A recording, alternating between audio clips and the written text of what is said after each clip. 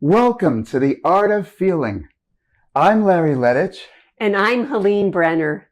Why are emotions so confusing? We're going to answer that question in just a few minutes. But before we can answer that, we'd like to ask you a question first. Do you actually feel what you feel? Now that's got to sound like a really strange question. Of course you feel what you feel. You may wish you didn't feel what you feel so much. But what if we told you that more likely you actually feel what you feel a lot less than you think? And that it might help you if you actually felt it more. That's pretty counterintuitive, I got to admit. But let me invite you to try this very simple little experiment right now, and you'll see what we mean. Answer this question. What are you feeling right now? If your answer is not much, then for the sake of this experiment, think of a moment in the past couple of days when you felt something stronger. What were you feeling then? Okay, do you have the feeling? Great. Now answer this question. How do you know what you're feeling or felt? How do you know you're feeling happy right now and not sad? Or sad and not scared? The reason you know you're happy is there are physical sensations you're feeling in your body right now that your mind then interprets as happiness. Right, the same way I can feel myself putting my hand on a table, that's the same way or almost the same way you feel your emotions. Our emotions, the feeling of our emotions, start in here, in our torso somewhere, our chest, stomach, abdomen, or sometimes we feel it first in our throat or behind our eyes. Go back now to that feeling you were feeling a second ago. Where do you feel it? What does it feel like? If you're happy, are you feeling a nice warm feeling in your chest? If you're anxious, are you feeling a tightness right here? What's it like to feel that? One last question for you. When was the last time you took more than 30 seconds to notice what your feelings actually feel like? Now, why does all this matter? It has to do with the peculiar way we humans have evolved to experience our emotions. Basically, we're the only creatures on Earth who mostly think our emotions instead of feel them. And that's a big reason why we make such a mess of them. Let me explain. The neural system that creates our emotions is very, very old. It evolved a couple of 100 million years ago. The same neural structures, the same hormones and neurotransmitters that produce feelings in your dog or in a chimpanzee produce feelings in you. Feelings, having feelings, does the same for animals, especially mammals, as it does for us. It gets them to move toward what helps them survive and thrive and away from what can hurt them. It gets them to bond and cooperate sometimes, and other times to fight and defend themselves. The difference is animals don't have words for what they feel. They don't think about what they feel. They don't sit around and analyze them for hours. They just feel what they feel and act from them. You know, of course, we too have moments when we just feel. For instance, if a person gets scared enough, they just scream. They're not thinking, maybe if I scream, someone will help me. The scream just comes out of them. But most of the time, we think about what we feel. And the trouble is, evolutionarily speaking, all this thinking that we do about our feelings started happening just yesterday. You see, we modern human beings came along only 250,000 years ago. It's a blink of an eye.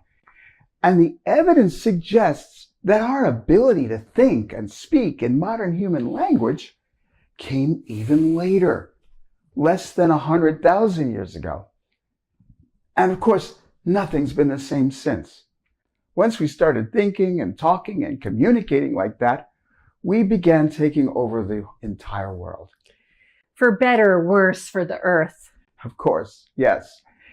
And this glitchy, problematic beta version of a thinking brain of ours has taken over our conscious mind.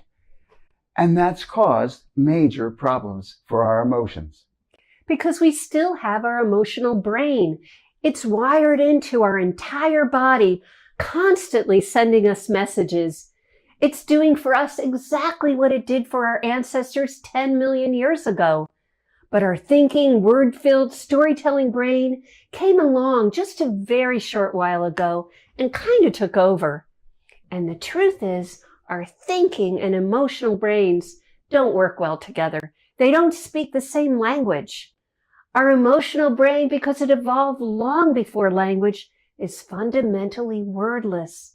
It signals to us mostly with sensations and images. Sometimes its signals are very intense, demanding immediate attention and decisive action. That's usually when we feel threatened and in danger. But most of the time, its signals are much quieter, softer, hard to put into words. That's because words are not its native language. The signals we get from our emotions are more like music. That's why movies have soundtracks. Have you ever wondered why certain melodies make you want to cry, move you to tears, even without any lyrics, and others just make you happy? Something about the rhythm and tones and key resonates in the emotional centers of our brains. That's what makes our emotions so confusing. Our thinking brain doesn't always do a good job of receiving what our emotional brain is communicating, and it doesn't know what to do with it. Our thinking brain reacts quickly and jumps to conclusions. It starts telling stories about why we feel the way we do, and we block out what our actual feeling is. Yes. Most of the time, we think too fast or talk too fast to know what we really feel. Especially when we have a feeling that we don't like, we simply don't feel it. Instead, we do something. We lash out, or numb out, or try to talk ourselves out of it, or tell ourselves a whole story about it. The story may be true or it may be false, but we don't actually spend hardly any time at all just feeling what it feels like in our body. But if you go to that emotional place below the level of words, where you just feel a feeling in your body, in here, without putting any words on it, some really great things can happen. There's a lot of important information that we usually miss. For more than 100 years, psychology has talked about the subconscious. But the way we see it, the subconscious is mostly all those vague, wordless feelings that we never pay attention to. Follow them, let them emerge, and if you're patient, they'll lead you to what's going on within you, under the surface. This goes against most of what people hear. Most advice suggests that feelings get wild and irrational.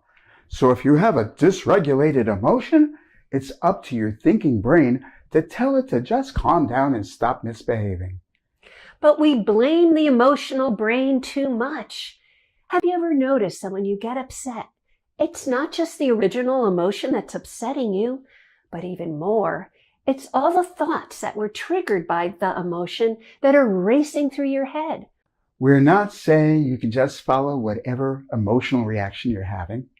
You do have to use your thinking brain, but not in the way you think. Instead of telling your emotional brain that it's just wrong, ask yourself, what's going on inside me? What am I feeling in here? Pause for a minute. Turn off your thinking brain for just a minute and let yourself feel whatever it feels like inside. Don't argue with the feeling, just accept it. Treat your feelings with a little kindness. You'll probably feel calmer, better, and have more understanding about how you really feel. This is what we call being emotionally connected to yourself, and we believe it's the true definition of emotional awareness. It's softer, kinder, and more compassionate than what we usually do with our distressing feelings, and it's way more effective.